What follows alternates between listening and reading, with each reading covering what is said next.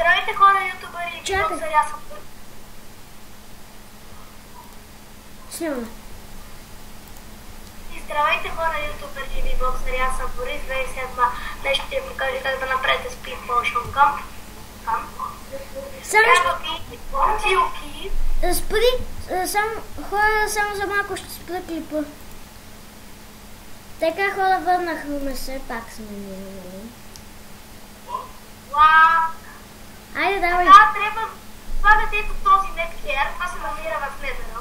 Да, това е брадавица от Nether. Натискате ляв бутон на мишката и го слагате.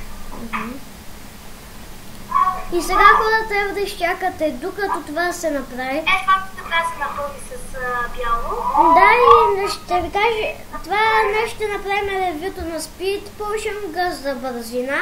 Подготвили сме тези материали. Ето така. Да. После слагате това, захара. Да. И него пак трябва така да се изчакам. Да. Не сме правили бункери, нали? За какво не са ни бункери, Бориса, нали? Да. Сега... изчаквате да стане и ето се получава с Speed за 3 минути. Да. Ако искате да стане за 40, да е по-бързо, слагате един редстоун и сега ще ви покажа. Да.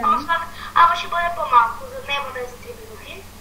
Да, ще бъде за повече, нали? Ще бъде за по-малко. Как за по-малко? За повече ще бъде. Като сложи редстоун, за повече се получава, за 8 минути. Няма да се получи, сега ще видиш. Да. Взимате сликата. Да. И сега ще се пуснем на Game Mode 0, понеже ви демонстрираме как това действа. И сега видите една спитка, например, когато се наклепи, и ето така, че малко си ви се увеличава и след това. Чакай, че на мен ми лагна. Ето така колко бързо тичате. Да. Никой не иде. Ето се и хора, следващия епизода показахме ви как да прави спид. Да, надявам се това ви е харесало. Коментирайте. Ако е така, абонирайте се, дайте лайк и чао. Ще има линк в описанието на канала на Борис. И чао! Чао!